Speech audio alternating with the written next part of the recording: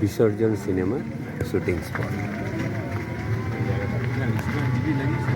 পরের গন্তব্য গোলপাতার জঙ্গল, যেটাকে মিনি সুন্দরবন বলা হয়।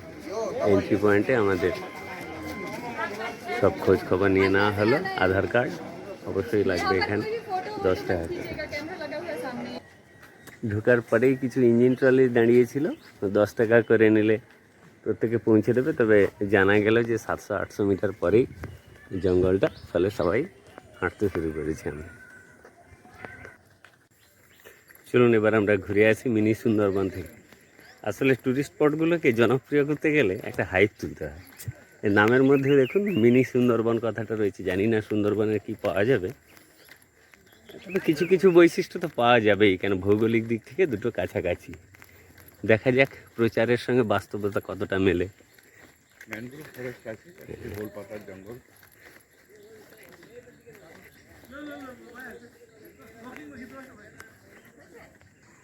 এইবার কিন্তু ম্যানগ্রোভের বৈশিষ্ট্য ধরা পড়ছে। হ্যাঁ, জোয়ার ভাটা খেলে বোঝা যাচ্ছে, আর সুন্দরবনের চেনা গাছ।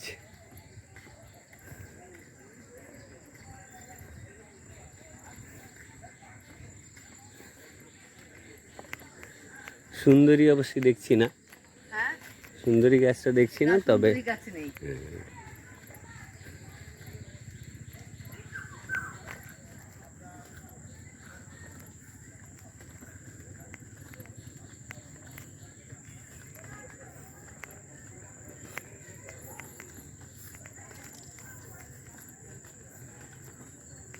তবে এই গাছগুলো কৃত্রিমভাবে লাগানো হয়েছে না প্রাকৃতিকভাবে হয়েছে, সেটা নিয়ে মনের কোনায় কিন্তু একটু সন্দেহ রয়েছে।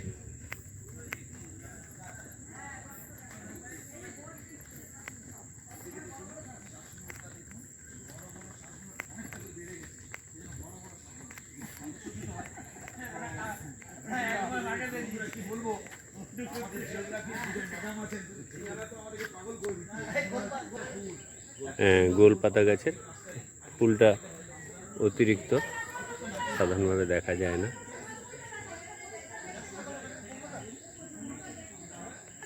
ম্যানগ্রোভ অরণ্যের বৈশিষ্ট্য হচ্ছে শ্বাসমূল। ঠেসমূল এখানে খুব বেশি দেখা যাচ্ছে না। লবণাম্বু গাছ তার স্বাভাবিক বেঁচে থাকা এবং বড় হওয়ার জন্য নিজে অভিযোজন করে নিয়েছে।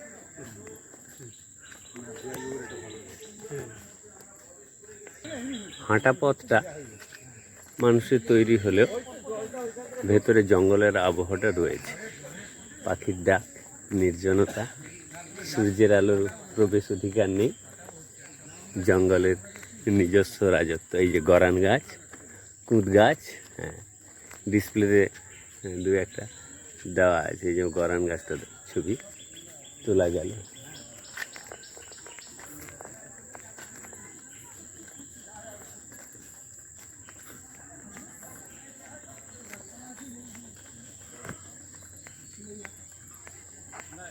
হেতাল আর একটা গাছকে ধরা গেছে। সামনে একটা ওয়াচ টাওয়ার রয়েছে, চারপাশটা সুন্দর করে ঘুরে দেখার জন্য। তো দেখা যাক, ওয়াচ টাওয়ারে আমরা উঠে যাই। কেওড়া, ওই আর একটা গাছ দেখা যাচ্ছে কেওড়া।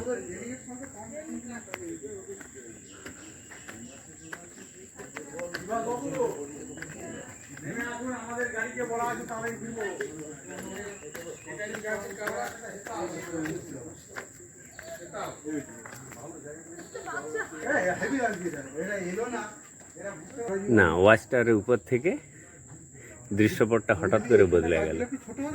একদম ঘন সবুজ, ক্যামেরার পুরো পর্দা জুড়েই দেখুন শুধু সবুজ আর সবুজ।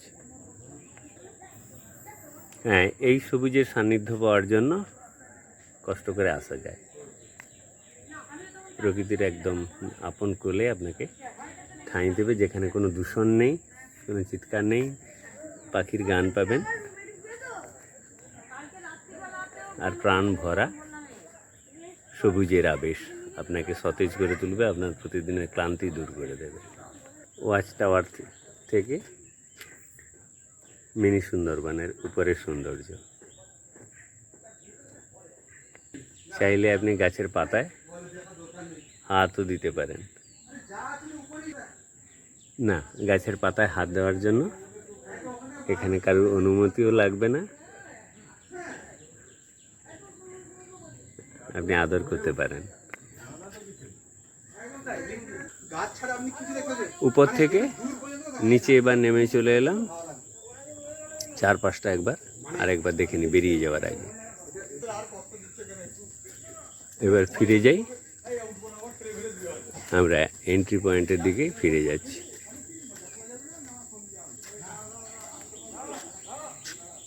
আরেক দিক দিয়ে এগিয়ে যাই।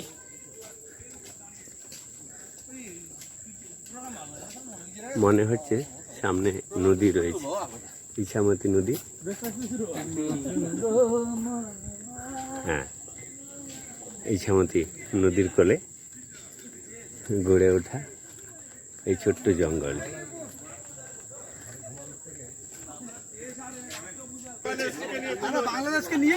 হ্যাঁ, বাংলাদেশকে স্বাগত জানাচ্ছে আমার ভাই চন্দ্র, আর তার সঙ্গে বাবুলাল বাবু রয়েছেন, আমাদের কোষাধ্যক্ষ রয়েছেন।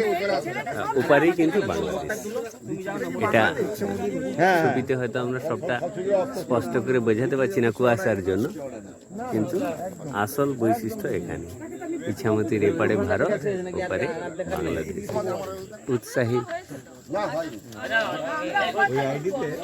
ফটোশুট হচ্ছে।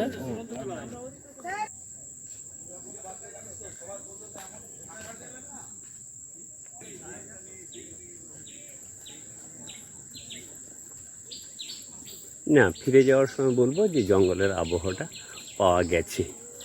প্রচারটা শুধু প্রচার না, প্রচারটা বাস্তবের সঙ্গে অনেকটাই যোগ রেখে